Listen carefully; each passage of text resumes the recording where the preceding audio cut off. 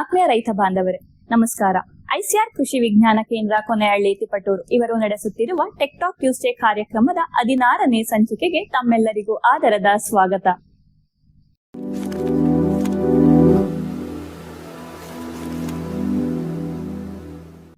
ಪ್ರಿಯ ವೀಕ್ಷಕರೇ, ಯಾವ ವ್ಯಕ್ತಿಯೂ ಹುಟ್ಟು ಮೇಧಾವಿಯಲ್ಲ. ತನ್ನ ನಿರಂತರ ಆಸಕ್ತಿ ಮತ್ತು ಪ್ರಯತ್ನಗಳಿಂದ ಏನಾದರೂ ಸಾಧಿಸಬಹುದು ಎಂಬುದಕ್ಕೆ ಉದಾಹರಣೆಯಾಗಿ ಇಂದಿನ ಕಾರ್ಯಕ್ರಮದಲ್ಲಿ ಸುಮಾರು 10 ವರ್ಷಗಳಿಂದ ಸಿರಿಧಾನ್ಯ ಮೌಲ್ಯವರ್ಧನೆಯಲ್ಲಿ ತೊಡಗಿಸಿಕೊಂಡು ಮಹಿಳಾ ಸಬಲೀಕರಣ ಮತ್ತು ಗ್ರಾಮೀಣ ಉದ್ಯಮತ್ವಕ್ಕೆ ಕಾರಣರಾಗಿರುವ ಮಹಿಳಾ ಉದ್ಯಮಿಯಾದ ತ್ರಿವೇಣಿ ಬಸವರಾಜುರವರು ಇಂದು ನಮ್ಮೊಂದಿಗಿದ್ದಾರೆ. ಮೇಡಮ್, ನಿಮಗೆ ಕಾರ್ಯಕ್ರಮಕ್ಕೆ ಸ್ವಾಗತ. ನಮಸ್ತೆ ಮೇಡಮ್.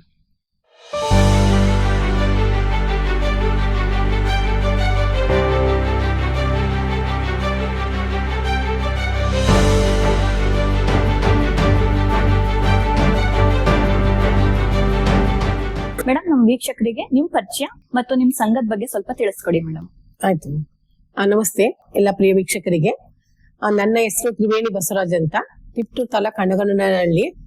ಸುಮಾರು ನಾನು 10 ವರ್ಷದಿಂದ ಸಿರಿಧಾನ್ಯಗಳ ಉತ್ಪನ್ನಗಳನ್ನ ತಯಾರು ಮಾಡಿ ಮಾರಾಟ ಮಾಡ್ತಾ ಇದ್ದೀನಿ. ಮತ್ತು ಹೊರದೇಶಗಳಿಗೆ ಮತ್ತು ಹೊರ ರಾಜ್ಯಗಳಿಗೂ ಕೂಡ ಕಳಿಸ್ತಾ ಇದ್ದೀನಿ. ನಾನು ಈ ಮಾಲ್ಟ್ ಎಲ್ಲ ಪ್ರಾಡಕ್ಟ್ ತಯಾರು ಮಾಡಿರೋದು ನಮ್ಮ ಕೃಷಿ ವಿಜ್ಞಾನ ಕೇಂದ್ರ ಕೊನೆಹಳ್ಳಿಯ ತರಬೇತಿ ತಗೊಂಡಿದ್ದೀನಿ. ಮತ್ತೆ ಮೌಲ್ಯವರ್ಧಿತ ಉತ್ಪನ್ನಗಳು ಮಾಡಿದಾಗ ಹೆಚ್ಚು ಲಾಭ ಅಂತ ಅದನ್ನ ಮಾಡ್ತಾ ಇದ್ದೀನಿ. ಮತ್ತು ನಮ್ಮ ಸಂಘ ಇದೆ, ಶ್ರೀ ಅನ್ನಪೂರ್ಣೇಶ್ವರಿ ಶ್ರೀ ಶಕ್ತಿ ಸ್ವಸಹಾಯ ಸಂಘ ಅಂತ. ಅದ್ರಲ್ಲಿ 20 ಜನ ಮಹಿಳೆಯರಿದ್ದೀವಿ. 20 ಜನಕ್ಕೂ ಕೃಷಿ ವಿಜ್ಞಾನ ಕೇಂದ್ರ ಮತ್ತು ಬೇರೆ ಬೇರೆ ಸಂಸ್ಥೆಗಳು ನಮಗೆ ತರಬೇತಿ ಕೊಟ್ಟಿದ್ದಾವೆ.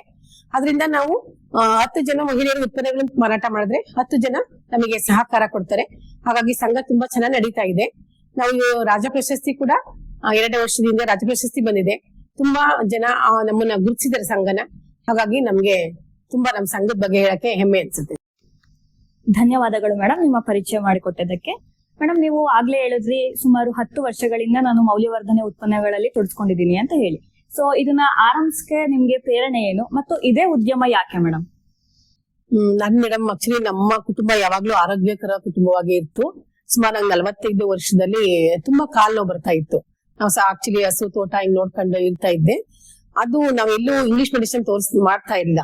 ಹಾಗಾಗಿ ಆಯುರ್ವೇದಿಕ್ ಹೋದಾಗ ಅವರು ಒಂದು ಮಾತ್ರೆ ಇಂಜೆಕ್ಷನ್ ಇಲ್ದೇನೆ ನನ್ಗೆ ಹುಷಾರಾಯ್ತು. ಹೆಂಗೆ ಅಂದ್ರೆ ಸಿರಿಧಾನ್ಯಗಳು ಮತ್ತೆ ರಾಗಿಯಿಂದ ತಯಾರು ಮಾಡಿದ ಆಹಾರಗಳನ್ನ ಅವರು ಲಿಸ್ಟ್ ಹಾಕೊಟ್ಟಿದ್ರು. ನಾನು ಹಂಗೆ ಯಾವಾಗ್ಲೂ ಊಟ ತಿನ್ನಕ್ಕೆ ಆಗಲ್ಲ, ಜನಗಳಿಗೆ ಕುಡಿಯಂತದ್ ಏನಾದ್ರು ಆಗ್ಬೇಕಲ್ಲ ಅಂತ ಹೇಳಿ ಫಸ್ಟ್ ರಾಗಿ ಮಾಡಿ ಶುರು ಮಾಡಿದೆ.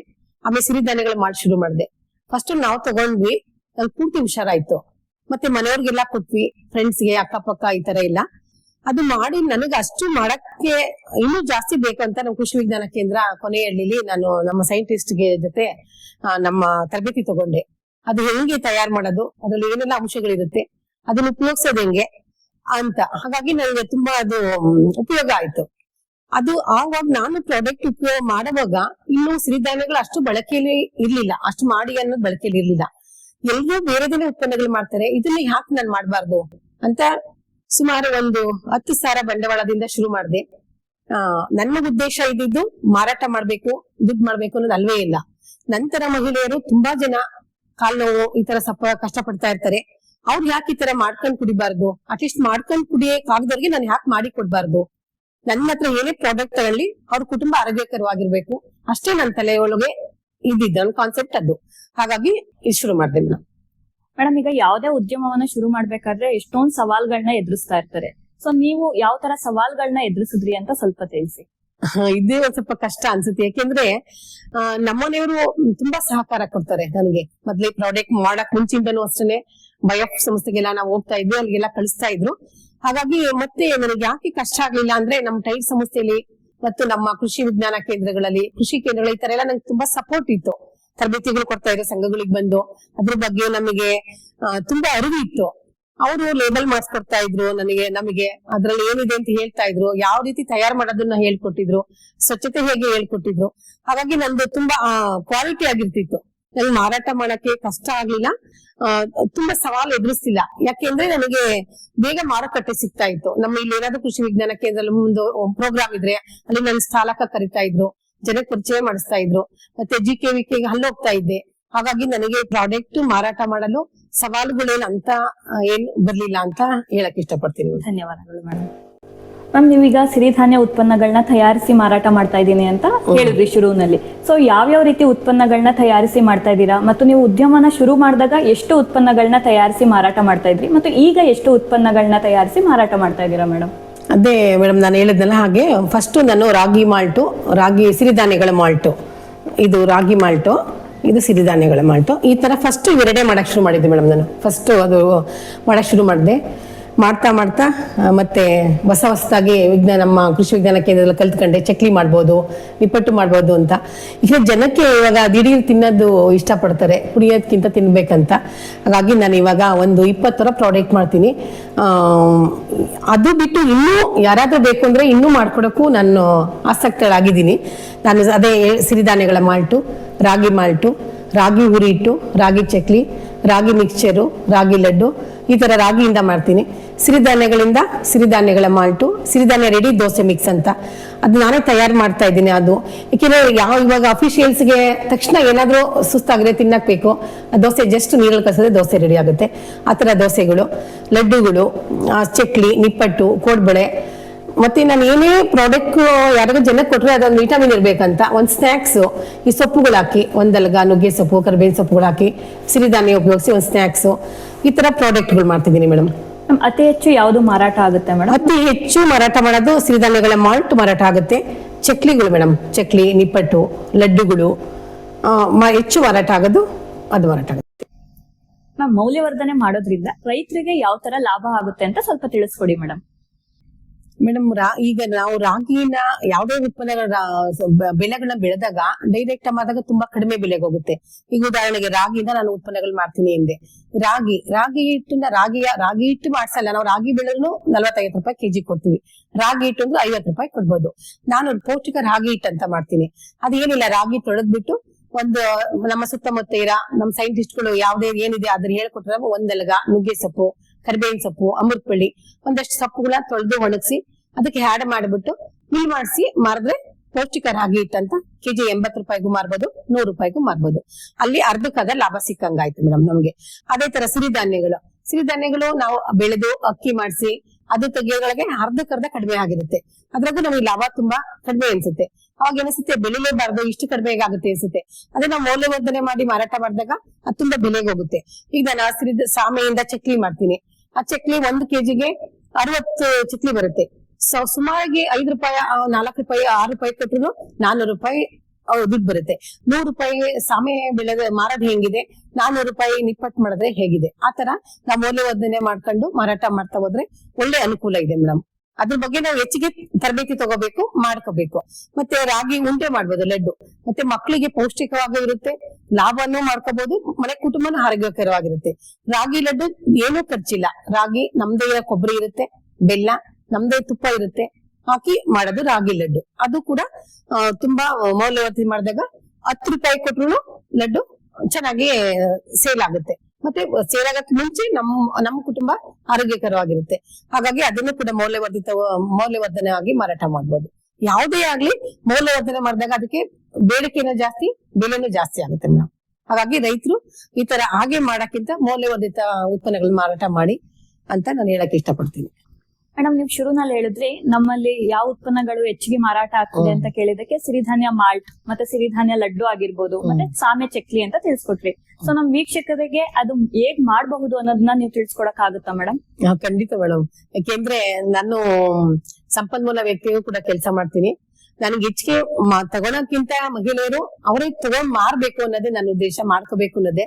ಹಾಗಾಗಿ ನಾನು ಯಾರೇ ಕೇಳಿದ್ರು ನನ್ನ ಉತ್ಪನ್ನಗಳ ಬಗ್ಗೆ ಸಂಕ್ಷಿಪ್ತವಾಗಿ ಯಾವುದೇ ಸೀಕ್ರೆಟ್ ಇಲ್ದೇನೆ ಹೇಳ್ಕೊಡ್ತೀನಿ. ಖಂಡಿತ ಈಗ್ಲೂ ಹೇಳ್ಕೊಡ್ತೀನಿ.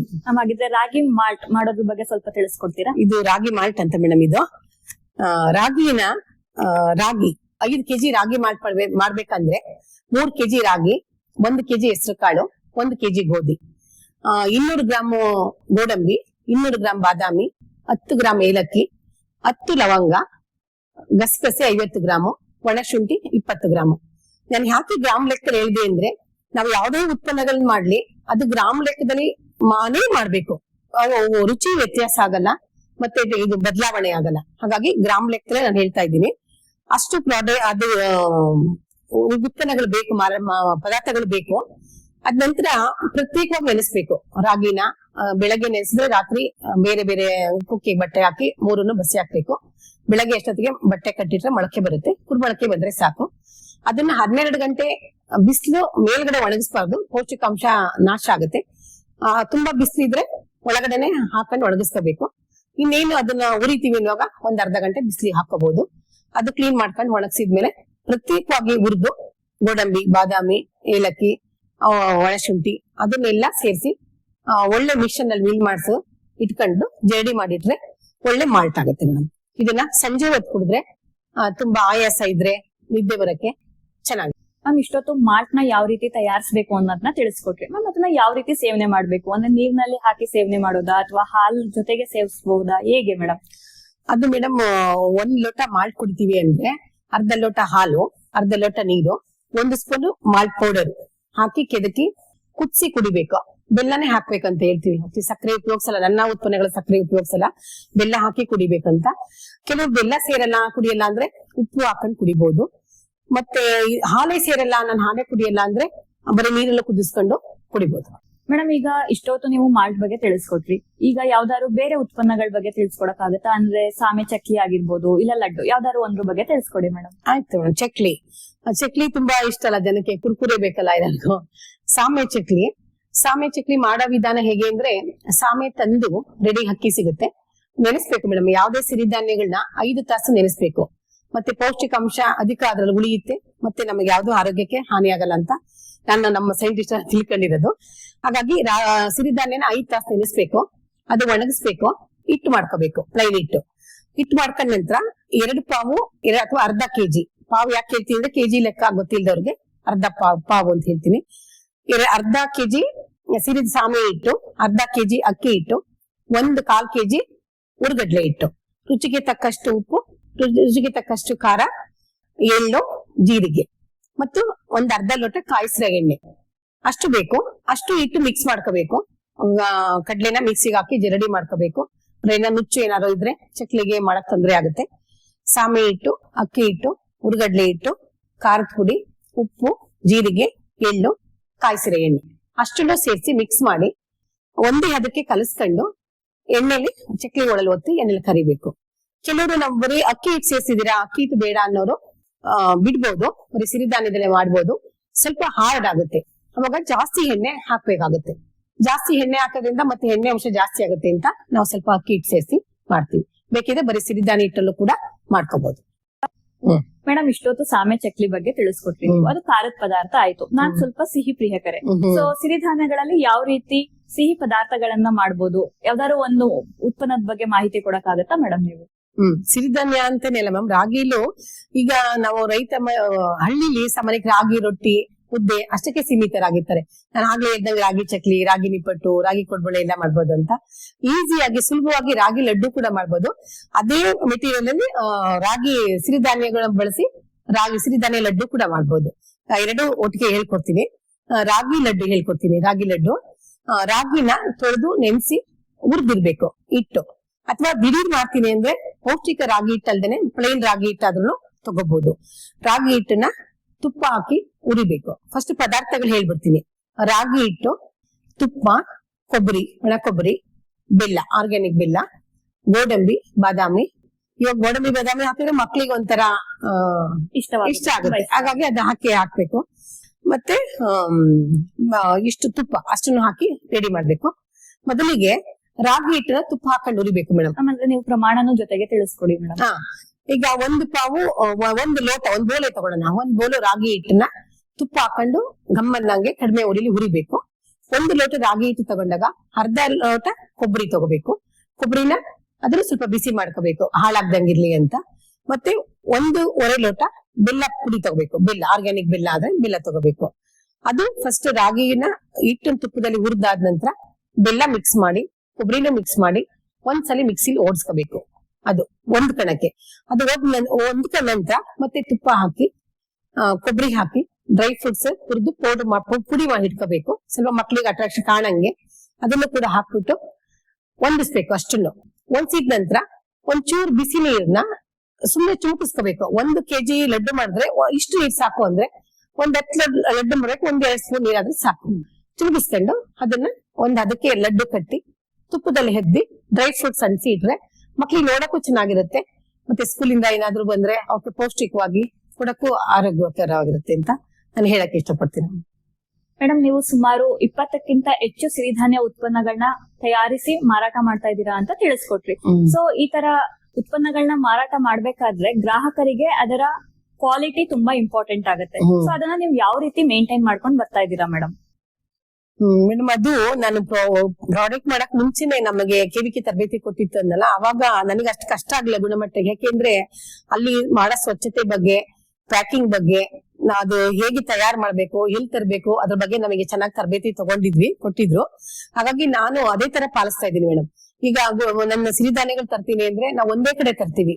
ಒಂದೇ ಕಡೆ ನಾವೇ ಹೋಗಿ ನಿಂತು ಅಕ್ಕಿ ತಂದು ಮಿಲ್ ಮಾಡಿಸಿ ಮಿಲ್ಲಲ್ಲೇ ತರೋದು ನಾನು. ಹಾಗಾಗಿ ಅದು ಕ್ವಾಲಿಟಿ ಇದೆಯಾ ಅಂತ ಚೆಕ್ ಮಾಡ್ತೀವಿ. ಮತ್ತೆ ಅದನ್ನ ಬದಲಾಯಿಸಲ್ಲ. ಯಾವ ಕಡೆ ತರ್ತಾ ಇದೀವಿ ಅಲ್ಲೇ ಕಡೆ ತರ್ತಾ ಇರ್ತೀವಿ, ಅದು ಎಷ್ಟೇ ಕಾಸ್ಟ್ಲಿ ಆಗ್ಲಿ ಅಥವಾ ಕಡಿಮೆ ಆಗ್ಲಿ ದರ. ಹಾಗಾಗಿ ಆ ಗುಣಮಟ್ಟ ನಾನು ಫಸ್ಟ್ ತರಲ್ಲೇ ಕಾಪಾಡ್ಕೊಂಡಿರ್ತೀವಿ ಅದನ್ನ. ನಂತರ ಮನೇಲಿ ಅದು ಮಾಡೋ ಜಾಗ, ಅದು ಒಣಗಾಕೋ ಜಾಗ, ಆ ಸ್ವಚ್ಛತೆನ ಖಂಡಿತ ಕಾಪಾಡ್ಕೊಳ್ಳೇಬೇಕು. ಮತ್ತೆ ಅಳತೆ ಮೇಡಮ್, ನಾವು ಒಂದ್ಸಲ ಈಗ ಒಂದ್ ಏಲಕ್ಕಿ ಜಾಸ್ತಿ ರೇಟ್ ಆಯ್ತು ಅಥವಾ ಡ್ರೈ ಫ್ರೂಟ್ಸ್ ರೇಟ್ ಜಾಸ್ತಿ ಆಯ್ತು ಅಂತ ಅಲ್ಲಿ ಕಡಿಮೆ ಮಾಡೋದಾಗ್ಲಿ ಆದ್ರೆ ಅಲ್ಲಿ ಗುಣಮಟ್ಟ ನಮ್ದು ಕಡಿಮೆ ಆಗುತ್ತೆ. ನಾವು ಎಷ್ಟು ವರ್ಷದಿಂದ ನಾವು ತರಬೇತಿ ತಗೊಂಡ್ ಮಾಡ್ತಾ ಇರ್ತೀವೋ ಅಷ್ಟೇ ಗುಣಮಟ್ಟನ ಅಷ್ಟೇ ಅಳತೆ ಪ್ರಕಾರನೇ ಖಂಡಿತ ಮಾಡ್ಲೇಬೇಕು ನಾವು ಗುಣಮಟ್ಟ ಕಾಪಾಡ್ಕೋಬೇಕು ಅಂದ್ರೆ. ಸಕ್ಕೆ ಮತ್ತೆ ಇದು ಸೀಲಿಂಗ್ ಮೇಡಮ್, ನಾವು ಎಷ್ಟೇ ಪ್ರಾಡಕ್ಟ್ ಚೆನ್ನಾಗಿ ಮಾಡಿ ಕ್ವಾಲಿಟಿ ಇದ್ರು ಸೀಲಿಂಗ್ ಕರೆಕ್ಟ್ ಮಾಡ್ಲಿಲ್ಲ ಅಂದ್ರೆ ಅಲ್ಲಿ ಗಾಳಿ ಒಳಗಡೆ ಹೋಗಿ ಆ ಪ್ರಾಡಕ್ಟ್ ಹಾಳಾಗೋ ಸಂಭವ ಇರುತ್ತೆ. ಅದೊಂದು ಕಾಪಾಡ್ಕೊಳ್ಳೇಬೇಕು. ಹಾಗಾಗಿ ಗುಣಮಟ್ಟದೊಳಗೆ ತುಂಬಾ ಎಚ್ಚರಿಕೆ ವಹಿಸ್ಬೇಕು. ಮತ್ತೆ ನಾನು ಕರೆದಿದ್ದೆ ಈ ಎಣ್ಣೆ ಪದಾರ್ಥಗಳು, ಇದೇನೋ ನಾವು ತಂದ್ವಿ ಕ್ವಾಲಿಟಿ ಮಾಡಿ ಹುರಿತೀವಿ. ಎಣ್ಣೆ ಪದಾರ್ಥಗಳು ಮೇಡಮ್, ನಾನು ಯಾವ್ದೇ ಎಷ್ಟೇ ತಿಂಗಳಿಗೆ ಒಂದ್ 10 kg 20 kg ನಾನು ಚಕ್ಲಿ ಮಾಡ್ತೀನಿ ಮಾಡ್ರು ನಾನು ಪುಟ್ಟು ಬಾಣ್ಲಿ ಇಟ್ಕೊಂಡಿದೀನಿ. ಅರ್ಧ kg ಎಣ್ಣೆ ಅಷ್ಟೇ ನಾನು ಹಾಕೊಳ್ಳೋದು. ಕರ್ದಿದ್ದ ಎಣ್ಣೆನ ಮತ್ತೆ ನಾನು ಉಪಯೋಗಿಸಲ್ಲ. ಯಾಕೆಂದ್ರೆ ಗುಣಮಟ್ಟನೂ ಕಾಪಾಡ್ಕೋಬೇಕು, ಜನ ಆರೋಗ್ಯನೂ ನನ್ಗಲ್ಲಿ ತುಂಬಾ ಮುಖ್ಯವಾಗಿರುತ್ತೆ. ಹಾಗಾಗಿ ಗುಣಮಟ್ಟ ಕಾಪಾಡ್ಕೊಂಡ್ಲೇಬೇಕು ಅಂತ ನಾನು ಹೇಳ್ತೀನಿ. ಮ್ಯಾಮ್, ನೀವು ಈಗ ಒಂದು ತಿಂಗಳಿಗೆ ಎಷ್ಟು ಪ್ರಮಾಣದಲ್ಲಿ ಉತ್ಪನ್ನಗಳನ್ನ ತಯಾರಿಸಿ ಮಾರಾಟ ಮಾಡ್ತೀರಾ ಮತ್ತು ಎಲ್ಲ ಖರ್ಚನ್ನು ಕಳೆದು ಒಂದ್ ತಿಂಗಳಿಗೆ ಎಷ್ಟು ಆದಾಯನ ಗಳಿಸ್ತಾ ಇದೀರಾ ಮೇಡಮ್? ಇದು ಒಂದ್ ಸ್ವಲ್ಪ ಕಷ್ಟ ಅನ್ಸುತ್ತೆ ಅಂದ್ರೆ ಹೇಳ್ಬಾರ್ದಂತಲ್ಲ. ಪ್ರಿಯ ಗ್ರಾಹಕರಿಗೂ ಇದೊಂದು ಗಮನಿಸ್ಕೋಬೇಕು. ಈಗ ನಾನು ಸುಮಾರು 10 ವರ್ಷದಿಂದ ಮಾಡ್ತಾ ಇದ್ದೀನಿ. ಹಂತವಾಗಿ ಇಲ್ಲಿವರೆಗೂ ಬಂದಿದೆ. ಕೆಲವು ಸಲ ಒಂದ್ 30 kg ಮಾಲ್ಟ್ ಹೋಗುತ್ತೆ, ಕೆಲವು ಸಲ ಕಡಿಮೆ ಹೋಗುತ್ತೆ. ಹಾಗಾಗಿ ಈಗ ತುಂಬಾ ಚೆನ್ನಾಗಿ ಆಗ್ತಾ ಇದೆ. 10-12 ವರ್ಷದ ನಂತರ ಸುಮಾರು 50,000 ರಿಂದ 60,000 ತಿಂಗಳಿಗೆ ದುಡಿತೀನಿ. ಖರ್ಚು ಸೇರಿ ಇದೆ. ಇದು ಖರ್ಚು ಕಳೆದ್ರೆ ಅರ್ಧ ಕಡಿಮೆ ಆಗುತ್ತೆ. ಹಾಗಾಗಿ ಇಷ್ಟು ಆಗ್ತಾ ಇದೆ ಮೇಡಮ್. ಆದ್ರೆ ಗ್ರಾಹಕರಿಗೆ ಒಂದು ಕಿವಿ ಮಾತು ಹೇಳ್ಬೇಕು ನಾನು. ಯಾಕೆಂದ್ರೆ ನಾನು ಎಲ್ಲೇ ತರಬೇತಿ ಕೊಟ್ಟಾಗ ಅದೊಂದು ಕೇಳ್ತಾರೆ, ಒಂದೇ ಸರಿ 80,000 ದುಡಿತಾರೆ ಮೇಡಮ್, 50,000 ದುಡಿತಾರೆ ಅಂತ ನಿರೀಕ್ಷೆ ಇಟ್ಕೊಂಡು ಮಾಡಕ್ ಹೋಗ್ಬಾರ್ದು. ಯಾಕೆಂದ್ರೆ ಹಂತವಾಗಿ ಮಾರಾಟ ಮಾಡ್ಬೇಕು, ಹಂತವಾಗಿ ದುಡಿಮೆ ಆಗ್ಬೇಕು. ಮತ್ತೆ ಸ್ವಾವಲಂಬಿ ಜೀವನ ಅಂತೂ ಮಾಡಷ್ಟು ದುಡಿಬಹುದು ಅಂತ ನಾನು ಹೇಳಕ್ ಇಷ್ಟಪಡ್ತೀನಿ. ಈ ವಿಡಿಯೋಗಳನ್ನ ನೋಡಿ ಎಷ್ಟೋ ಜನ ಗ್ರಾಮೀಣ ಮಹಿಳೆಯರು ನಿಮ್ಮಂತೆ ಉದ್ಯಮಿಗಳಾಗ್ಬೇಕು ಅಂತ ಕನಸನ್ನ ಕಟ್ಕೊಂಡಿರ್ತಾರೆ. ಅವರಿಗೆ ನೀವು ಯಾವ ರೀತಿ ಸಲಹೆಗಳನ್ನ ಕೊಡ್ತೀರಾ ಮೇಡಮ್? ಗ್ರಾಮೀಣ ಮಹಿಳೆಯರೇ ಅಂತಲ್ಲ ಮೇಡಮ್, ಸಿಟಿಲಿರೋ ಜನನು ಕೂಡ ಕೇಳ್ತಾರೆ. ನಾನು ಎಲ್ರಿಗೂ ಹೇಳೋದೊಂದೇ ಮಾತು, ಫಸ್ಟ್ ಏನೇ ಉತ್ಪಾದನೆ ಮಾಡಕ್ ಮುಂಚೆ ಮನಸ್ಸಿರ್ಬೇಕು, ಗುರಿ ಇರ್ಬೇಕು, ಏನೇ ಬಂದ್ರೆ ಮಾಡೇ ಮಾಡ್ತೀನಿ ಅನ್ನೋ ಆತ್ಮವಿಶ್ವಾಸ ಇರ್ಬೇಕು. ಮೊದಲಿಗೆ ಫಸ್ಟ್ ಮಾಡಕ್ ಮುಂಚೆ ಕಡಿಮೆ ಬಂಡವಾಳದಲ್ಲೇ ಶುರು ಮಾಡ್ಬೇಕು. ಅವ್ರು ಮಾಡಿದ್ರು ಅಂತ ಒಂದಷ್ಟು ಜಾಸ್ತಿ ಮಾಡಕ್ ಹೋಗೋದು ಮಾಡ್ಬಾರ್ದು. ಫಸ್ಟ್ ನಾನು ಹೆಂಗೆ ಒಂದು ಮಾಲ್ಟ್ ಫಸ್ಟ್ ಈ ತರ ಮಾಡ್ಕೊಂಡೋದ್ನು ಹಂತವಾಗಿ ಶುರು ಮಾಡ್ಬೇಕು. ಜನ ಬಳಕೆ ಇಟ್ಕೋಬೇಕು. ಅದಕ್ ಮುಂಚೆ ಫಸ್ಟ್ ಮನೆಯವ್ರು ಒಪ್ಪಿಸ್ಕೋಬೇಕು. ನಾನು ಯಾವಾಗ್ಲೂ ಹೇಳ್ತಾ ಇರ್ತೀನಿ, ನಮ್ ಮನೆ ದೇವ್ರ ಅಪ್ಪಣೆ ತಗೋಬೇಕು ಅಂತ. ಅಂದ್ರೆ ನನ್ ಮನೆ ದೇವ್ರಂದ್ರೆ ನನ್ ಗಂಡ. ಫಸ್ಟ್ ನಮ್ ಮನೆಯವ್ರನ್ನ ಕುಟುಂಬ ಒಪ್ಪಿಸ್ಕೋಬೇಕು. ಕುಟುಂಬ ಯಾವ್ದೇ ನಮ್ ಕೆಲ್ಸ ಮಾಡಕ್ ಒಪ್ಲಿಲ್ಲ ಅಂದ್ರೆ ಖಂಡಿತ ಸಕ್ಸಸ್ ಆಗಲ್ಲ ಮೇಡಮ್. ಅವ್ರು ಒಪ್ಲಿಲ್ಲ ಅಂದ್ರೆ ನಾವು ಒಪ್ಸ ಮನ ಧೈರ್ಯ ಇರ್ಬೇಕು, ಆ ಮನಸ್ಸಿರ್ಬೇಕು, ಆ ಚಾಕಚಕ್ಯತೆ ಇರ್ಬೇಕು. ಒಪ್ಪಿಸ್ಕೊಂಡು ಶುರು ಮಾಡಿದ್ರೆ ಯಾರಿಗೆ ಕೂಡ ಮಾಡಕ್ ಕಷ್ಟ ಅಲ್ಲ, ಆರಾಮಾಗಿ ಮಾಡ್ಬೋದು. ಕೆಲ್ಸಕ್ಕೆ ಹೋಗಿ ಮಾಡಕ್ಕಿಂತ ಸ್ವಂತ ದುಡಿಮೆ, ಸ್ವಂತದ್ದು ಹೆಮ್ಮೆ ಇರುತ್ತೆ, ಖುಷಿ ಇರುತ್ತೆ, ಆರಾಮಾಗಿ ಮಾಡ್ಬೋದಂತ ನಾನು ಹೇಳಕ್ ಇಷ್ಟಪಡ್ತೀನಿ. ಮ್ಯಾಮ್, ನಿಮ್ಮ ಉತ್ಪನ್ನಗಳಿಗೆ ಮಾರುಕಟ್ಟೆ ಸಂಪರ್ಕವನ್ನು ನೀವು ಹೇಗ್ ಕಲ್ಸ್ಕೊಂಡ್ರಿ ಮೇಡಮ್? ಅದೇ ನಾನು ಮಾರುಕಟ್ಟೆ ನಂಗೆ ತುಂಬಾ ಸುಲಭ ಆಯ್ತು ಅಂದೆ ಮೇಡಮ್. ಅದೇ ನಮ್ಮ ಸಂಸ್ಥೆಗಳು, ನಮ್ ಟೈಡ್ ಸಂಸ್ಥೆ ಆಗ್ಬೋದು ಅಥವಾ ವೈಆಫ್ ಸಂಸ್ಥೆ ಆಗ್ಬೋದು, ಕೃಷಿ ಇಲಾಖೆ ಆಗ್ಬೋದು, ಕೃಷಿ ವಿಜ್ಞಾನ ಕೇಂದ್ರ ಆಗ್ಬೋದು, ಆತರ ಎಲ್ಲಾ ಆಫೀಸರ್ ಸಂಪರ್ಕಗಳು ಇಟ್ಕೊಂಡಿದ್ದೆ. ಮತ್ತೆ ಸ್ಟಾಲ್ ಹಾಕಕ್ಕೆ ನಮ್ಗೆ ಪ್ರತಿ ವರ್ಷ ಕೃಷಿ ವಿಜ್ಞಾನ ಕೇಂದ್ರ GKVKಲಿ ನಮ್ಗೆ ಸ್ಟಾಲ್ ಕೊಡ್ತಾ ಇದ್ರು. ಹಾಗಾಗಿ ಆತರ ಮಾರಾಟ ಮಾಡೋದು, ಸಂತೆಗಳ ಹತ್ರ ಇಟ್ಕೊಳ್ಳೋದು, ಫ್ರೆಂಡ್ಸ್ ಸರ್ಕಲ್ ಅಲ್ಲಿ ಮಾರಾಟ ಮಾಡೋದು, ಈ ತರ ಪರಿಚಯ ಆಯ್ತು ಮೇಡಮ್. ಇವಾಗ ತುಂಬಾ ಬೇಡಿಕೆ ಇದೆ. ಆದ್ರೆ ನಾವ್ ಯಾರೇ ಉತ್ಪನ್ನಗಳನ್ನ ಮಾರಾಟ ಮಾಡ್ಬೇಕು ಅಂದ್ರೆ ಹೊರಗಡೆ ಹೋಗ್ಲೇಬೇಕು. ಈ ಸ್ಟಾಲ್ಗಳು ಹಾಕೋದ್ರಿಂದ ಅಥವಾ ಜನಸಂಪರ್ಕದಿಂದ ನಮ್ಗೆ ಹೆಚ್ಚು ಜನ ಸಿಗ್ತಾರೆ. ಹಾಗಾಗಿ ನಾವು ಸಂತೆಗಳಿಗೆ ಈ ತರ ಹೋಗೋದ್ರಿಂದ ಮಾತ್ರ ನಾವು ಮಾರಾಟ ಮಾಡಕ್ ಆಗುತ್ತೆ ಮೇಡಮ್. ಮನೇಲೆ ಕೂತ್ಕೊಂಡು ಮಾಡ್ತೀವಿ ಅಂದ್ರೆ ಆಗಲ್ಲ, ಆಫೀಸ್ಗೆ ಪರಿಚಯ ಮಾಡ್ಕೋಬೇಕು. ಹಾಗಾಗಿ ನನ್ ಮಾರುಕಟ್ಟೆ ಅಷ್ಟು ಕಷ್ಟ ಆಗ್ಲಿಲ್ಲ, ತುಂಬಾ ಚೆನ್ನಾಗಿ ಮಾರುಕಟ್ಟೆ ಇದೆ ಮೇಡಮ್.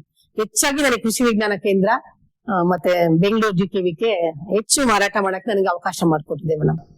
ಮೇಡಮ್, ನೀವು ಶುರುನಲ್ಲಿ ಹೇಳಿದ್ರಿ ಹೊರ ರಾಜ್ಯಗಳಿಗೂ ನಾನು ನನ್ನ ಉತ್ಪನ್ನಗಳನ್ನ ರಫ್ತು ಮಾಡ್ತಾ ಇದ್ದೀನಿ ಅಂತ ಹೇಳಿದ್ರಿ, ಮತ್ತೆ ಹೊರ ದೇಶಗಳಿಗೂ ಕೂಡ ಕಳ್ಸಿಕೊಡ್ತಾ ಇದ್ದೀನಿ ಅಂತ ಹೇಳಿದ್ರಿ. ಯಾವ ರೀತಿ ಮಾಡ್ತಾ ಇದ್ದೀರಾ ಮೇಡಮ್ ಇದನ್ನ? ಮೇಡಮ್, ನನ್ನ ಸ್ಟಾಲ್ ನಮ್ಮ ಸಂಜೀವಿನಿ ಕಡೆಯಿಂದ ಆಗ್ಬೋದು, ನಮ್ಮ ಶ್ರೀಶಕ್ತಿ ಕಡೆಯಿಂದ ಆಗೋದು, ಹೊರ ರಾಜ್ಯಕ್ಕೂ ಕೂಡ ನನಗೆ ಸ್ಟಾಲಕ ಕಳಿಸಿದ್ರು. ನಾನು ಕೇರಳಕ್ಕೆ ಹೋಗಿದ್ದೆ, ಚೆನ್ನಾಗಿ ಹೋಗಿದ್ದೆ, ಅಲ್ಲೆಲ್ಲ ಅವಾರ್ಡ್ಗಳು ಕೂಡ ತಗೊಂಡಿದ್ದೀನಿ. ಹಾಗಾಗಿ ನಾನು ಹೊರ ರಾಜ್ಯಕ್ಕೂ ಕಳಿಸ್ತೀನಿ, ಹೊರ ದೇಶಕ್ಕೂ ಕಳಿಸ್ತೀನಿ.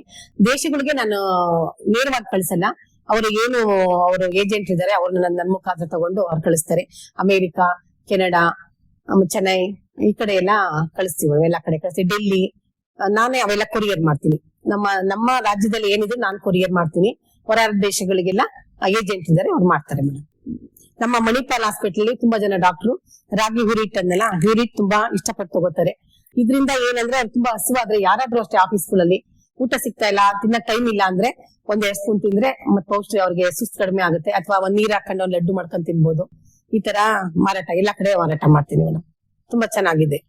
ಇಷ್ಟೊತ್ತು ಯಾವ ರೀತಿ ಮಾರುಕಟ್ಟೆಯಲ್ಲಿ ಅಂದ್ರೆ ಕಲ್ಸ್ಕೊಂಡ್ರಿ ಅನ್ನೋದ್ರ ಬಗ್ಗೆ ಸಂಕ್ಷಿಪ್ತವಾಗಿ ತಿಳಿಸ್ಕೊಟ್ಟಂತ ನಿಮಗೆ ಧನ್ಯವಾದಗಳು ಮೇಡಮ್. ಮ್ಯಾಮ್, ಕಾರ್ಯಕ್ರಮದ ಕೊನೆಯ ಹಂತವನ್ನು ತಲುಪಿದೀವಿ ಮೇಡಮ್ ನಾವಿವಾಗ. ಸೊ ಒಟ್ಟಾರೆ ನಮ್ ವೀಕ್ಷಕರಿಗೆ ಕೊನೆಯದಾಗಿ ಒಂದ್ ಕಿವಿ ಮಾತನ್ನ ಹೇಳ್ಬೇಕು ಅಂತ ಹೇಳೋದಾದ್ರೆ ಏನ್ ಹೇಳಕ್ ಇಷ್ಟಪಡ್ತೀರಿ ಮೇಡಮ್? ಖಂಡಿತ ಮೇಡಮ್, ನಾನು ಯಾವಾಗ್ಲೂ ಪ್ರಿಯ ವೀಕ್ಷಕರಿಗೆ ಕಿವಿ ಮಾತು ಹೇಳಲೇಬೇಕು. ಅದು ಮಹಿಳೆಯರಿಗೆ ಹೇಳಲೇಬೇಕು. ಏನಂದ್ರೆ ಯಾವುದೇ ಮಕ್ಕಳಿಗಾಗ್ಲಿ ನಾವು ಉಪಯೋಗ್ಸಕ್ಕಾಗ್ಲಿ ಹೊರಗಡೆ ತಂದು ಉಪಯೋಗಿಸ್ಬೇಡಿ. ನಂತರ ಮಾರಾಟ ಮಾಡಿ ಅಂತ ನಾನು ಹೇಳಲ್ಲ. ಅಟ್ಲೀಸ್ಟ್ ನಿಮ್ ಕುಟುಂಬನ ಆರೋಗ್ಯವಾಗಿ ಇಟ್ಕೊಳ್ಳಿ ಅಂತ ನಾನು ಹೇಳಕ್ ಇಷ್ಟಪಡ್ತೀನಿ. ಯಾಕೆಂದ್ರೆ ಹೊರಗಡೆ ಬೇಕರಿ ತಿನ್ನೋದಾಗ್ಲಿ ಮಕ್ಳಿಗೆ ತಂದ್ಕೊಡೋದಾಗ್ಲಿ ಮಾಡ್ಬಾರ್ದು. ನಮಗೊಂದು ಲಡ್ಡು ಮಾಡಕ್ ಒಂದ್ ಅರ್ಧ ಗಂಟೆ ಸಾಕು, 10 ಚಕ್ಲಿ ಮಾಡಕ್ಕೆ 1/4 ಗಂಟೆ ಸಾಕು. ಆತರ ಮಕ್ಳಿಗೆ ಪೌಷ್ಟಿಕವಾದ್ದು ಈಗ ಹಾರ್ಲಿಕ್ಸ್, ಬೋರ್ನಿಟಾ ಯಾವತ್ತೋ ಮಾಡಿರ್ತಾರೆ, ಪ್ರಿಸರ್ವೇಟಿವ್ ಬಳಸಿರ್ತಾರೆ. ನಾವ್ ಯಾವ್ದೋ ಉತ್ಪನ್ನಗಳಿಗೆ ಪ್ರಿಸರ್ವೇಟಿವ್ ಬಳಸಲ್ಲ. ಹಾಗಾಗಿ ನನ್ನ ಹತ್ರ ಬೇರೆ ಗ್ರಾಹಕ ತಗೋಬೇಕಂತಲ್ಲ, ಅಟ್ಲೀಸ್ಟ್ ಮನೇಲೆ ಮಾಡ್ಕೊಂಡು ಮಕ್ಳಿಗೆ ಕೊಡಿ, ನೀವು ಉಪಯೋಗಿಸಿ. ಮಾಡ್ಕೊಳಕ್ ಆಗ್ಲಿಲ್ಲ ಅಂದ್ರೆ ನನ್ನಂತ ಉತ್ಪನ್ನಗಳು ಮಾಡೋರ ಹತ್ರ ಮಾರಾಟ ತಗೊಂಡು ಉಪಯೋಗಿಸಿ. ಖಂಡಿತ ಬೇಕರಿ ಪದಾರ್ಥಗಳನ್ನ ಮೈದಾ ಸಕ್ಕರೆ ಬಳಸೋದನ್ನ ಕಡಿಮೆ ಮಾಡಿ ಅಂತ ಕೈ ಮುಗಿದು ಕಳಕಳಿಯಲ್ಲಿ ಪ್ರಿಯ ವೀಕ್ಷಕರು ಕೇಳ್ಕೊತೀವಿ ಮೇಡಮ್. ಇಷ್ಟೊತ್ತು ನಿಮ್ಮ ಪರಿಚಯ ಮತ್ತು ನೀವು ತಯಾರಿಸುವಂತ ಉತ್ಪನ್ನಗಳ ಬಗ್ಗೆ ಸಂಕ್ಷಿಪ್ತವಾಗಿ ಮಾಹಿತಿಗಳನ್ನು ತಿಳಿಸ್ಕೊಟ್ಟಿದ್ದೀರಾ ಮೇಡಮ್. ನಿಮಗೆ ಧನ್ಯವಾದಗಳು. ನಮಸ್ತೆ. ನೋಡೋದಲ್ಲ ವೀಕ್ಷಕರೇ, ಇಷ್ಟೊತ್ತು ಸಿರಿಧಾನ್ಯಗಳ ಮೌಲ್ಯವರ್ಧನೆ ಮಾಡಿ ಹೇಗೆ ಲಾಭವನ್ನ ಪಡಿಬಹುದು ಎಂಬುದರ ಬಗ್ಗೆ ತ್ರಿವೇಣಿ ಅವರು ತಿಳಿಸ್ಕೊಟ್ಟಿದ್ದಾರೆ. ಅವ್ರ ಬಗ್ಗೆ ಇನ್ನೊಂದೆರಡು ವಿಷಯಗಳನ್ನ ಹಂಚ್ಕೋಬೇಕು ಅಂತ ಹೇಳಿದ್ರೆ, ಪ್ರಸ್ತುತ ಡೆಲ್ಲಿಯಲ್ಲಿ ನಡೆದ ಮಿಲೇನಿಯರ್ ಉದ್ಯಮಿ ಎಂಬ ಪ್ರಶಸ್ತಿಯನ್ನು ಅವರು ತಮ್ಮ ಮುಡಿಗೇರಿಸಿಕೊಂಡ್ರು. ಹಾಗೂ ಹಲವಾರು ಸಂಘ ಸಂಸ್ಥೆಗಳು ಕೃಷಿ ವಿಶ್ವವಿದ್ಯಾನಿಲಯಗಳಿಂದ ಗೌರವಾನ್ವಿತ ಪ್ರಶಸ್ತಿಗಳನ್ನ ಪಡ್ಕೊಂಡಿದ್ದಾರೆ. ಆದ್ದರಿಂದ ಅವರಿಗೆ ನಮ್ಮ ಕೃಷಿ ವಿಶ್ವವಿದ್ಯಾನಿಲಯದ ಪರವಾಗಿ ಹೃತ್ಪೂರ್ವಕ ಅಭಿನಂದನೆಗಳನ್ನ ಅರ್ಪಿಸುತ್ತಾ ಮುಂದಿನ ಸಂಚಿಕೆಯಲ್ಲಿ ಹೊಸ ಮಾಹಿತಿಯೊಂದಿಗೆ ನಿಮ್ಮೊಂದಿಗೆ ಬರುತ್ತೇವೆ ಎಂದು ತಿಳಿಸುತ್ತಾ ಈ ಕಾರ್ಯಕ್ರಮವನ್ನು ಇಲ್ಲಿಗೆ ಮುಕ್ತಾಯಗೊಳಿಸುತ್ತಿದ್ದೇವೆ.